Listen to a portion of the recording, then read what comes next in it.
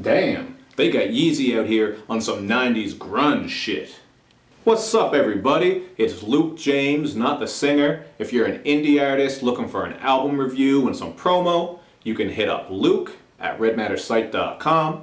And what I have for you boys and girls today is a review for this Kanye West track called Champions or Round and Round. Now Kanye dropped this one as the single for the upcoming good music compilation called Cruel Winter, which is obviously the follow-up to Cruel Summer. And excuse me while I list off the names featured on this song, because there's a whole whack of them. So if you will, we have Kanye West, 2 Chainz, Gucci Mane, Quavo, Big Sean, Designer, Travis Scott, and Yo Gotti. So this is definitely a star-studded affair, but for the most part I found the bars on here to be pretty average. I mean, when you see some of those names, you're not really expecting the greatest lyricism, and this one kind of just is what it is. You're getting some lifestyle bars, some of that braggy shit, and you know, nothing that is too out of the ordinary. I would call it a whole lot of filler bars. And not only that, but the production on this was pretty generic as well to me. A lot of people got mad at me on Twitter when I was tweeting about this track, because you know, everybody thinks it's fire automatically. But in my opinion, this is just the example of a bunch of big names coming together, dropping some filler bars on generic production. The beat does have a very triumphant feel to it, very uplifting, so it matches up with the content as they just kind of take turns out bragging each other. But there wasn't much to the beat that really stood out to me or made me go, oh shit, this is some goddamn fire. Nothing like that. It was kind of just a cool beat, and the bars, meh.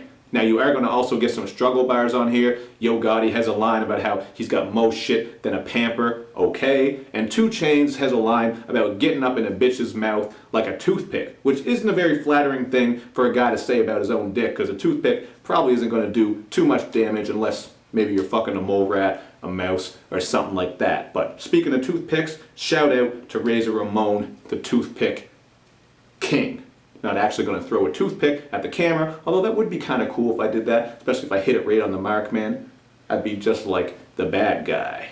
But even though I was making fun of that 2 Chainz line a little bit, I still think he had one of the better flows on this song, so I can give him that. 2 Chainz is always going to come through with some of those funny lines. But if you ask me, I think Big Sean by far had the best verse on this one. A lot of people don't got love for Big Sean. They will never give him credit for anything he does. But I think he kills it sometimes, especially when he's featured on songs. He killed it on Detroit versus Everybody. I really liked his verse on B-Boy. Those are just a couple of Big Sean verses that I recommend to people who just hate on him. And I think he did his thing on this one too, man. He has a really good flow. He brings some more interesting content than the other people because he's talking a bit about negativity and ducking haters, which, you know, that shit ain't groundbreaking, but it is a little more interesting and different than hearing lines about money and Lambos, at least in my opinion. Now I mentioned that Quavo, Travis Scott, and Designer are featured on this one, but all they do is intro, hook, and bridge duty, so you are going to get some auto-crooning on this one as well, as expected when you see their names.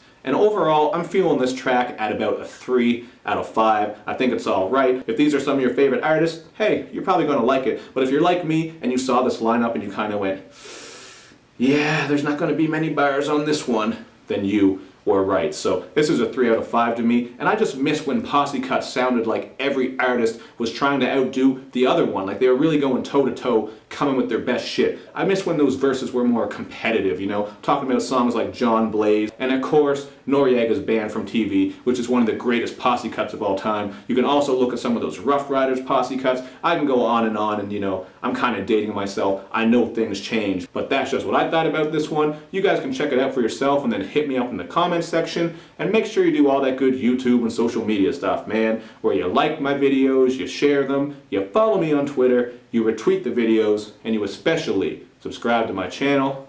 Thank you for watching, everybody. I will see you next time.